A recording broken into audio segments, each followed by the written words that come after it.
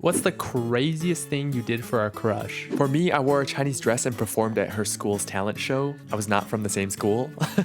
Here's how the story goes. Her school was holding this Chinese New Year's event, and I decided to go to her school, visit her. I get to the place, okay, and I go with two of my really good friends. She's the organizer of the event, and she comes up to me and she's like, yo, there's big trouble. I'm like, yo, what's happening? She's like, every year we have this tradition where we get like a few guys to dress up in like traditional like Asian like women's clothing, I guess, like cheap house and stuff. And she's like, yeah, so the guys who were supposed to do it, they ran away. I was like, this is it. This is my time to shine. I was like, yo, that's perfect. Me and the boys will do it.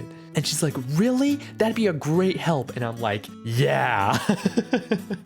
I'm like, I don't give a fuck what it is. I'm gonna impress the girl. And then I go up to my boys and I'm like, yo, would you guys mind up like dressing up in like girls' clothing to help me impress this girl? And they're like, bet. And I was like, fuck yes. And I don't know how this happened. Okay, the other two, they picked like less revealing ones. Like literally one of them had pants, okay? And the other one was like pretty like full body.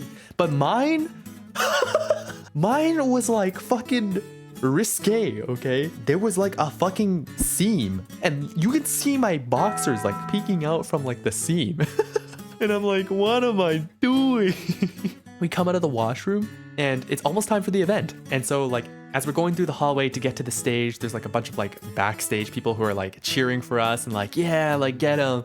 And like I distinctly remember hearing the girl that I liked say like, yo, Turb, I love you. And when I heard that, I was like, oh, it's over.